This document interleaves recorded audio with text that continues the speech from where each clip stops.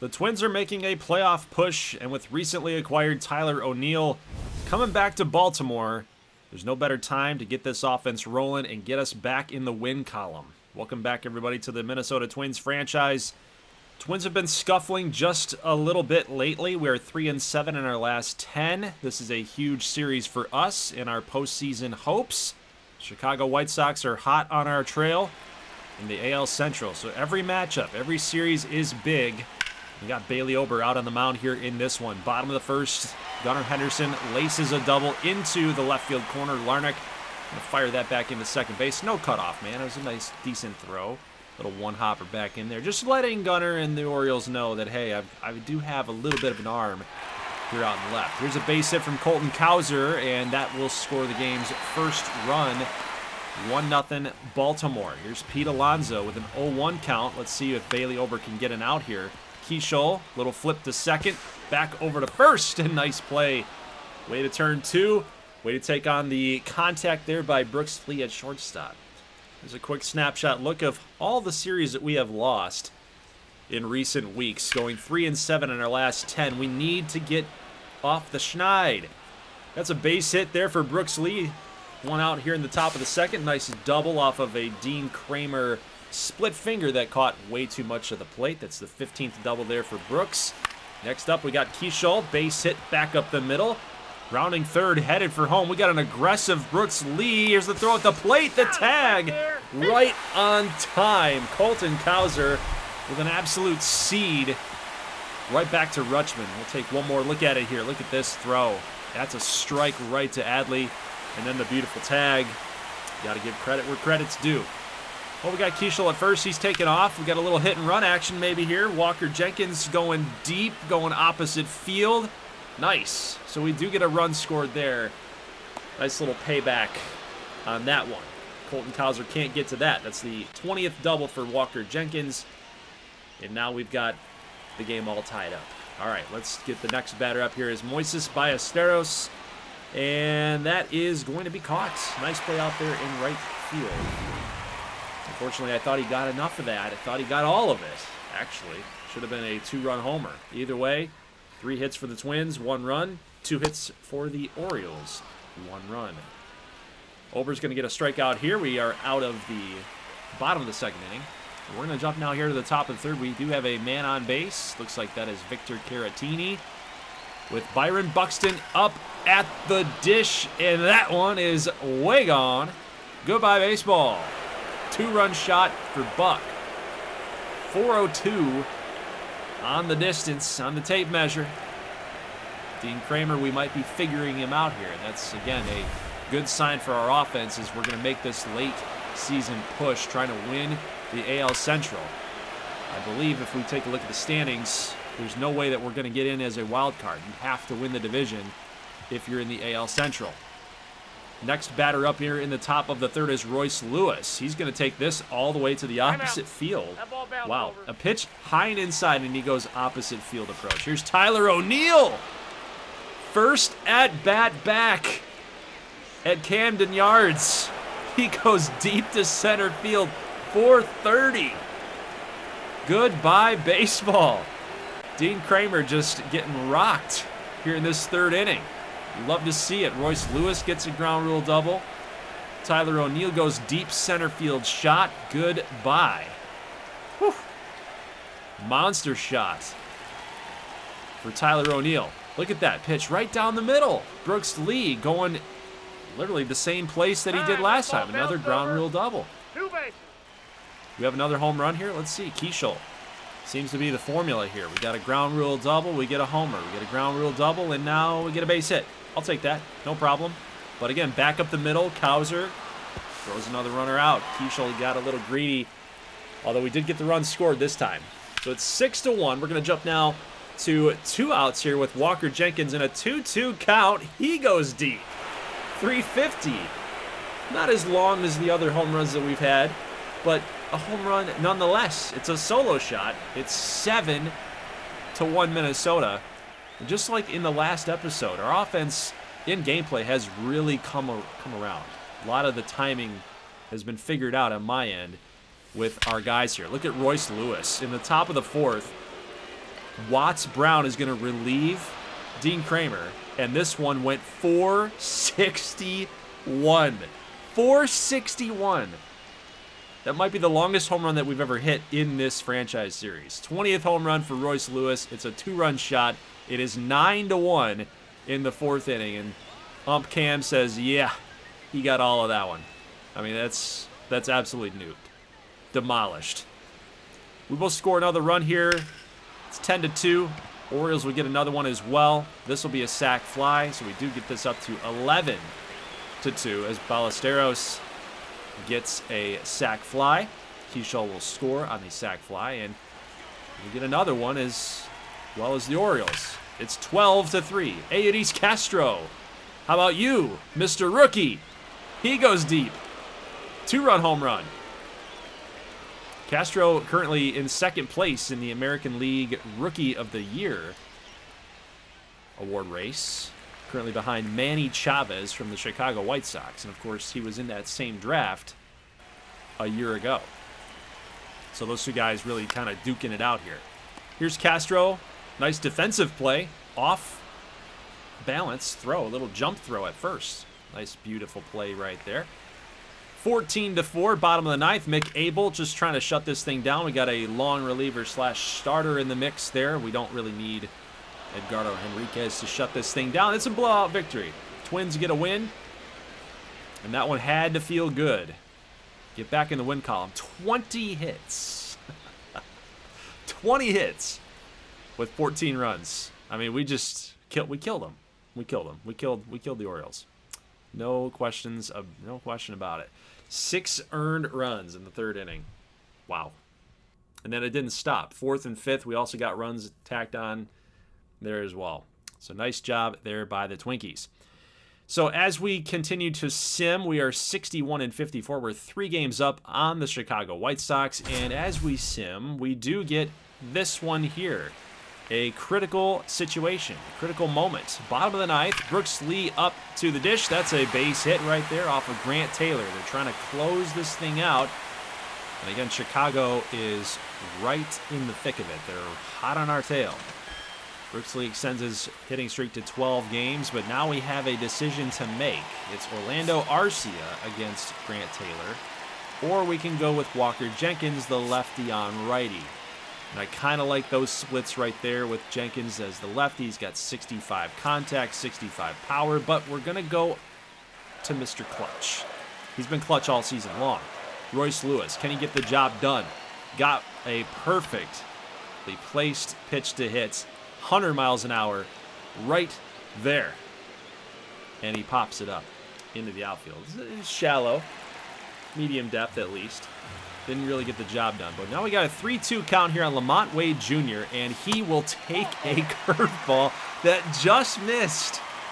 And I don't know, like, they probably could have challenged this, but they decided not to. Maybe within the sim they wasted all their challenges. I don't know. Either way, we got a 2-2 count here. Moises Ballesteros has a chance to win the game for the Twins. And instead of hitting the fastball, 100 miles an hour, you're sitting on it, you're looking for it. Taylor just drops the deuce right on Ballesteros, and he swung right on through it. He was just, the timing was actually pretty good, but the bat head, the barrel did not meet the pearl, unfortunately. So we get swept, which is not good. Not good. We win the series against Baltimore, and just as you're starting to think that maybe, just maybe, we're finally getting some things figured out. We're getting our monkey off the back, and we get swept. At home, no less. Not good. So the month of August, we will go ahead and simulate the next 3 weeks. We do lose the series against Chicago, St. Louis, and Miami. But we also win the series against Cleveland and Seattle. So kind of 50-50 play here over the last 3 weeks. The White Sox are 6-4 in their last 10, and we are 500 at 5-5, and that is going to push us to a half a game out of the AL Central. And speaking of the wild card, as I mentioned in gameplay action, we are now 3.5 games out of the wild card. So essentially, you do have to win the AL Central to get into the postseason. So that's our situation. It's a little dire, but it's not the end of the world. We've still got a couple of weeks left. We got the whole month of September to make some noise, which means that the guys that you decide to call up here, these 2 extra players, it's pretty crucial. It's pretty key. I don't want the guys that we call up just to fill a spot. Like, I want you to contribute. So I'm kind of looking around at some pitching. I'm looking at Dason Hill, Andrew Morris. He's been pitching well down there in Double-A. I know in real life he has been with the Twins, and I think he's been performing all right. But I'm also looking at possibly adding a catcher up here like David Banuelos, just because I want to relieve some of the stress of being a full-time catcher, right? The knees for some of our older guys, like Caratini. I say old guys, but Ballesteros is very young, and he's just not he's not a catcher to me at this point right now. I think he's more of that first baseman / DH type guy. Then as he's kind of scouting around just a little bit, Paul DeJong is starting to lose a little bit of that overall rating, and some of his regression is starting to hit. He was a 73 at the beginning of the season. Now he's all the way down to 68. So that is quite a big hit there. Maybe Eric Wagaman can get the call up. He's got more contact. He's got more ability. I think he's more well-rounded as a hitter than DeJong. So he's a potential add. Maybe it's Ryan Kreidler, potentially. You know, he can be a defensive guy. Kalen Culpepper, I still believe in him, but man, I'm wishing I want to see a little bit more of production from him in this sim. Like, he just has not really hit that well. Not stealing very much. I don't know, he just doesn't sim well enough for me to feel comfortable like giving him a call up, wasting an option, wasting a move, and then just having to call him back down off the playoff roster. So I need to see a little bit more plus progression for him to get the call. Kendall George, not a guy that I'm looking to call up and wasting an option on him either. He's just not even ready, not going to really contribute to our success and this push to the postseason. And then just kind of scrolling through the 40-man roster after getting a little stats update. I think it is going to be Wagaman. I mean, that makes the most sense. He can spell Royce Lewis at third a little bit. He can play a little first base, maybe some outfield as well. And we'll also call up Zebby Matthews to be sort of that flex, maybe spot starter type guy. And I think that's a fairly realistic move because now in the playoff stretch, your pitching is going to matter a lot. You need to make sure your guys are healthy going into the postseason. So let's close this one out. Or not. Thanks, Brooks Raley. That's not a great way to start off the month of September. We go into a critical situation. We got Josh Smith hitting a walk-off homer. Not just a solo homer to tie it, but a man on base for us to lose 9-8. We scored a run in the 10th as well, and a run in the 9th. So look at that. Look at that box score. We score a run in the 9th. They score 2 runs to tie it. We go to extras. We get a run, and then they get 2 to win. Unbelievable. So we are watching our playoff hopes and dreams evaporate right now. We are 75-74. Not good. A great season all year long just to finally get to this spot in September, and we're almost playing 500 level baseball. Not good. So this series here against the White Sox, we do get a Game 1 victory. This could be the make or break spot in our season, and for the White Sox as well. So this is a huge game number 2. Critical spot here for Jenkins. He flies out against Jordan Leisure. Tie ball game, top 9th.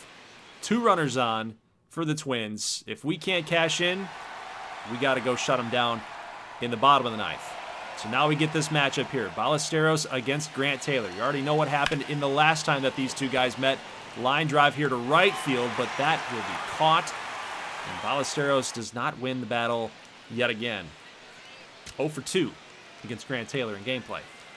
All right, more simming here. Critical moment. Bottom of the 9th. Kyle Teal, ground ball right to Ballesteros with 2 outs. Huge spot right there. Thank you, Justin Topa, getting us out of that. We'll continue to move forward here, and we get another critical moment. Just handing it to us. 2 runners on. Byron Buxton. This one smacked to left field. Over the wall. Gone. A 3-run shot for Buck. Twins bench going crazy. Let's go. Tacking on 3 runs here in extra innings. Gotta love it. That should put the game away. We're going to jump now here to the next at-bat here for Manny Chavez, one of the AL Rookie of the Year candidates. This one might fall in, but Keyshaw makes a beautiful play into the outfield. We got 2 outfielders converging there.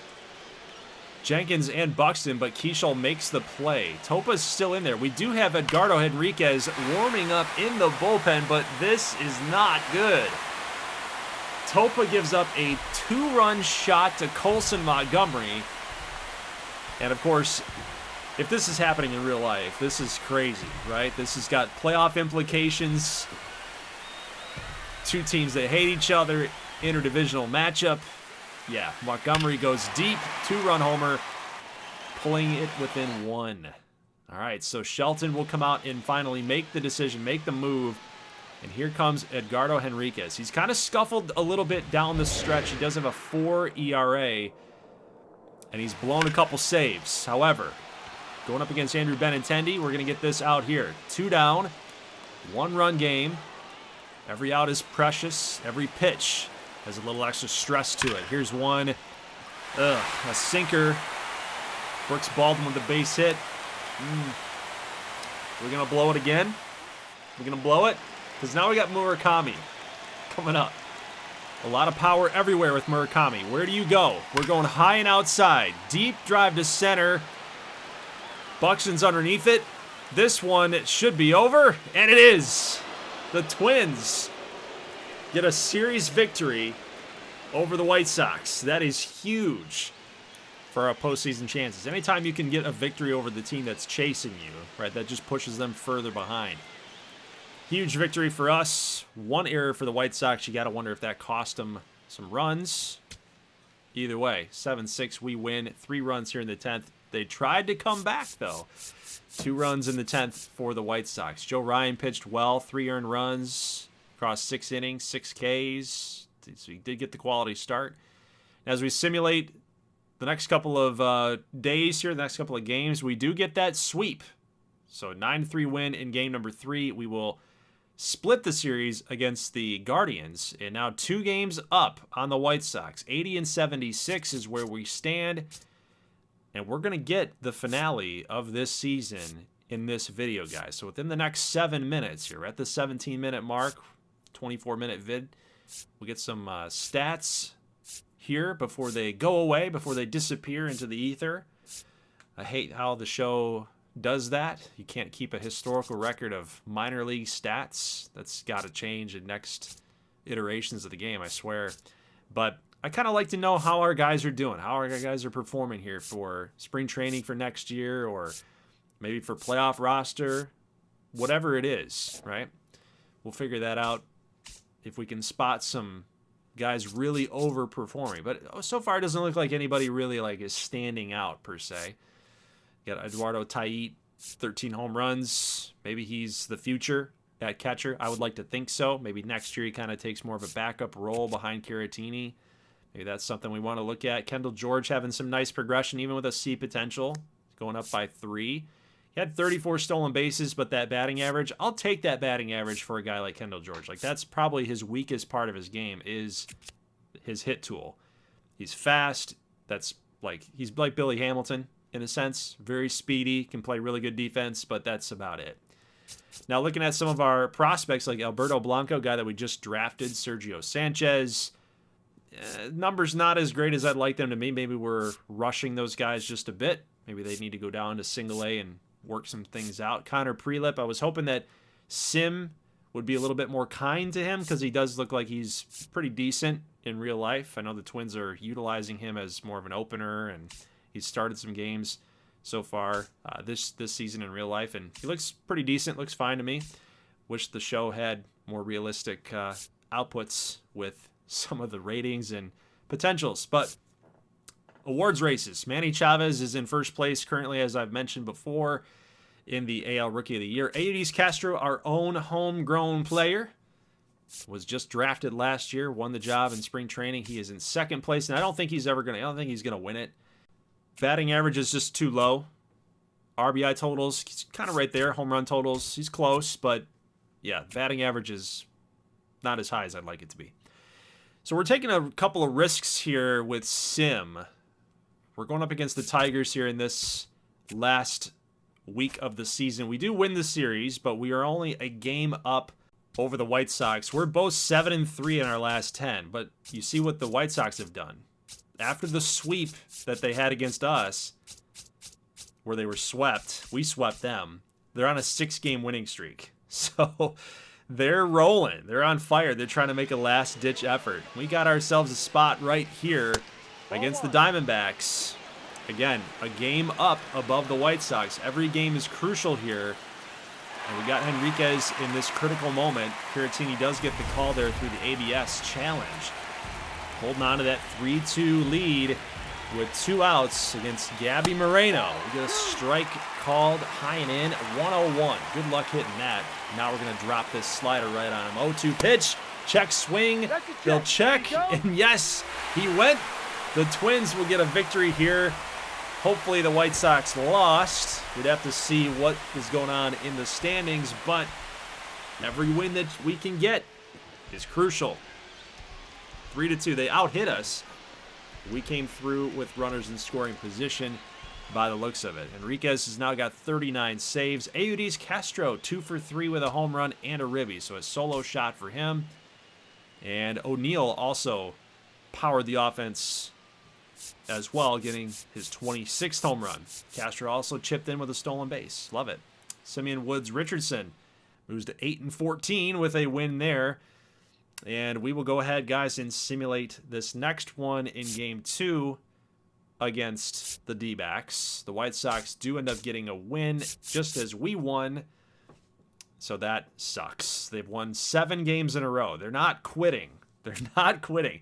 We lose Game 2 of the series, and taking a look at where we're at, the White Sox have also lost, just as we have lost. Now, I did do some testing to see if this game 162 would even matter, if we won or lost. And guys, I got to tell you, the White Sox winning this one, it would not have mattered. If we won or if we lost, we have punched our ticket into the postseason. It doesn't matter. We lost, and the White Sox won. We had the same record at the end of the year, but we won the tiebreaker over Chicago during the regular season. So we will get the Toronto Blue Jays in the AL wildcard as the 3 seed. Toronto is the 6 seed. Pretty anticlimactic. I get that totally, 100%. I understand it, but guys, the game wouldn't have mattered. Even if I played it, it wouldn't have mattered because we lost, they won, we had the same record, and we still got in. So make of that what you will, but the Twins are back in the postseason for the first time in a long time. And I'm glad to say I think this youth movement is really the cause of us getting back in. Of course, rebuilding the bullpen in this offseason, getting really big contributions offensively from Brooks Lee. The guy hit 20-plus home runs, 23 home runs this year. That's a career high in ribbies, career high in homers. Batting average was way up as well. Tyler O'Neill had 100 RBIs, hit the century mark. He also hit 26 bombs. Royce Lewis getting some nice progression there. He's up from 80 to 84. He had a stellar year, 25 home runs. That's a career high for him as well, including with RBIs. I mean, batting average was up too, 280 for Royce Lewis. Keishel, I'm still praying for that batting average to come around there for Keishel. I think that's kind of the player that he is, Mr. Contact. I'm hoping that he's not going to be a platoon type of guy because that 83 against righties is really good. You got to start him against righties, but yeah, I'm just kind of holding out hope for Keishel that he's going to pan out progression-wise. But yeah, our pitching was awesome. Pablo Lopez, getting him back. That ERA kind of shot up a little bit at 3.73. Joe Ryan with a 2.93 with 202 strikeouts. He was one of the, at least in the top 5 in AL strikeout leaders. But that bullpen was very, very solid all year long.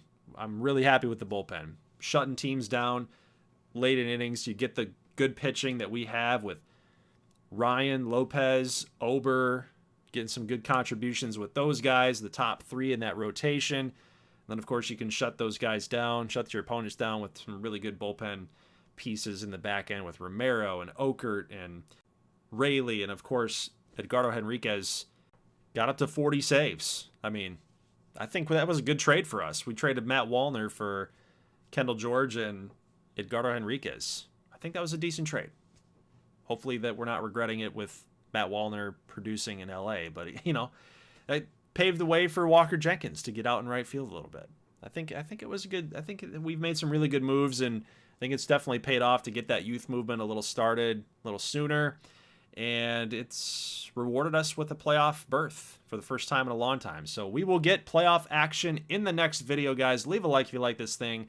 I'm gonna try my darndest not to have such a huge layoff. I've talked about it in Discord. I've talked about it with the community post. So I do apologize that it's been taking a long time to get these videos out, but thank you guys for sticking with me, those that are continuing to show up and support the channel and support the series. Just a lot of stuff, personal stuff going on right now. Nothing bad, but, you know, just a lot of things that are kind of taking priority a little bit right now in the real world. So got to take care of those things first, and then we can worry about fantasy land here with our MLB The Show franchise. But again, thank you guys for sticking with me, for those that are, and you know, I'm gonna try really, really hard to stay a little bit more consistent here with this series. More videos to come here more regularly, starting with this playoff matchup against the Toronto Blue Jays, and look who we get if we win the wild card. We get the Yankees in the divisional round. Go figure. Some things, man, they just go together like peanut butter and jelly, man. Twins and Yankees in the playoffs. Go figure. Oh, man. All right, well, that's who we got. If we can take out Toronto, we get New York. Ugh, very fun. Fun, fun, fun. I'll see you guys in the next one. Leave a like if you like this thing. As always, thank you so much for watching, and peace.